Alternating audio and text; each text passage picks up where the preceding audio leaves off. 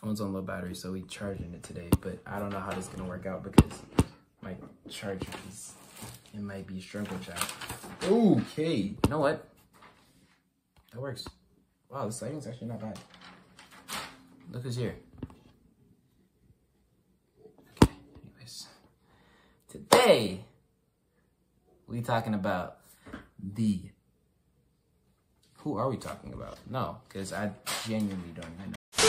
Today we're talking about the Charlotte Hornets. Now, I believed in the Charlotte Hornets last year. I made a whole video about it. I believe in the Charlotte Hornets, and I don't know why. That's the title name. I didn't believe they were going to do anything amazing, but I believe that they'd be better. They were bad. Really, really, really bad. Like 60 loss, 20 win team bad. And Lamelo was injured for a large portion of the season. Just overall team didn't work out as we expected. Came back. Of course, they had Brandon Miller, who was great, but then Miles Bridges wasn't there. Or he was he? I can't remember. To be honest, I don't completely remember everything that happened in the Charlotte Hornets season last year. But I do remember Lamelo was gone for a good portion of time. Brandon Miller was good, and the rest of the team was just bad. But now coming into this year, it's definitely gonna be interesting to see. There's guys who do have hope in the Hornets this year, and in the previous years I've always been like 1 year too early to have hope in certain teams. And if this is just another case of, oh, I'm 1 year too early for another team, then sure, but I don't know how good the Hornets are gonna be, especially with the competition in the East. We have those top 8 teams that are basically locks to be there, and then you have 4 teams right outside that I think definitely could compete to make the play-in. And this is one of those 4 teams, the Charlotte Hornets. They have LaMelo Ball, they have Brandon Miller, they have Miles Bridges, and they have some supporting pieces on the side that can be pretty good for a solid team. Not a good team, not a winning team, but a solid growing young team. They're in the process of a rebuild still. They have LaMelo, they have all these picks, and now they're trying to slowly get better. And Brandon Miller and LaMelo are the starting point of that. LaMelo was drafted in 2020, but he's still a young star. He's not even 25 yet.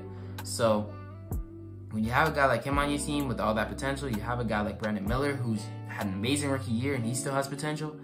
And you even have other young pieces on the team, Mark Williams, and more young pieces on the team. If you get what I'm saying, they still have a good future. When it comes to recent draft picks, Nick Smith was a guy who I really liked from last year's draft class, and I thought he would be a good pick. I had him going at least in the lottery at the very least, and I don't remember if he did go in the lottery, but he went pretty high. He didn't have the most outstanding rookie year, but it's a rookie year. You can't really expect much from him. We do have James, I don't know how to say his name, but him, the new rookie, the 6th pick. And if you watched my draft grades video, I definitely thought that 6th was a little high because he's he's a supporting piece. That's the type of player that he is. He's a very good supporting piece. He can shoot, he can play defense, and he's a supporting piece. He's solid. I didn't know if he was exactly gonna be what this Hornets team needed, especially for the 6th pick.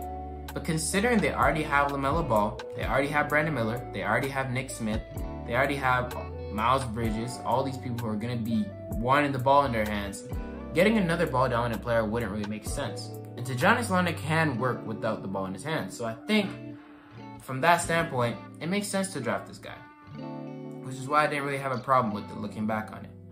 They got a lot of really good off-ball pieces. Grant Williams, Seth Curry, Josh Green, all guys who have been really good on really good teams.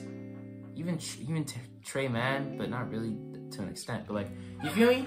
They have guys who were really good on really good teams, and now we're on the Hornets. So it's just a collection of solid players who could maybe do something solid. I guess you can't look at them to be amazing. You can't look at LaMelo to have an amazing all-star year comeback. He could, but you can't expect that from him because he was just injured a lot for majority of the time the past 2 seasons. Can't really expect them to be great. But I do think that they will be solid. LaMelo's going to have a good year when he's healthy. Brandon Miller, I'm not too sure what he's going to do in his 2nd year. I mean, I'm patient with him. I'm patient with a lot of these rookies in these draft classes, especially in their 2nd year. I can't expect too much from him. And when it comes to Nick Smith, I can't remember if he's a second year or third year. If he's a second year, again, I had that same rule where you can't really expect too much from him. If he's a third year, we might see something. But I did see Tre Mann and Tijani Solane in preseason hooping. They was doing pretty good, and people were thinking the Hornets might actually have a chance to be solid this year. Overall, they're still really bad. It's just they have a solid core. They have a solid starting point. And if they can have a season like the Rockets had last year, where they're really good for a stretch and maybe make the 11th seed and are a threat to make the play-in, that would even be good because it adds to the growth and development. These players are actually playing competitively. Lamelo brought this team to if I remember, play-in appearance in like 2021, but that's the most success they've had ever since the rebuild started. So if they could bring some of that at least this year, that would be nice. Because to be rebuilding for this long and not having a good team yet, when you look at the teams that have been rebuilding for this long, it's really the Hornets.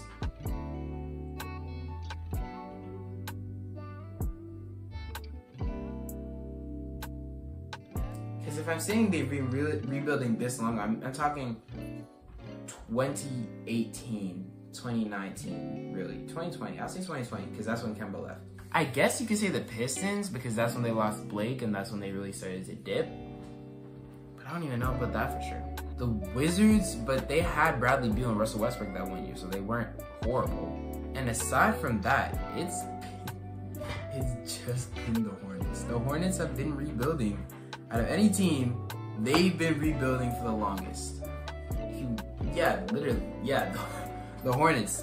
Every other single team that has been rebuilding has at least had some sort of success. This team has been in a rebuild for a long time. And if they could finally get some wins on their plate, that would be amazing for them. Is it realistic? Not too sure. Because I'm not very confident that I can rely on Lamelo Ball and this collection of players to bring me a play-in appearance. They can make it, but they wouldn't really be my first choice. But aside from that, I do like this team for the future. They definitely have time. They definitely could continue to grow, get their pieces. They already have a solid young core, and if they just kept going with this, then it could work out really well. But there's also the standpoint where they do just need to develop these guys. They just need to develop Brandon Miller, get him into a star because he has potential. Develop Nick Smith, develop Tre Mann, just take time developing these guys. And Lamelo eventually is going to be a really good player as far as injuries allow. And people are going to look at Lamelo and be like, is this the time for him to leave? Is he too good to be on his team? We might have a Trae Young situation where Trae Young grew up and had a great team, and now he's on this team here with all these younger guys, and it's kind of like, what's the plan? Trae Young is a great player, but we'll talk about him in another video. Basically, what I'm trying to say, the Hornets have a great future.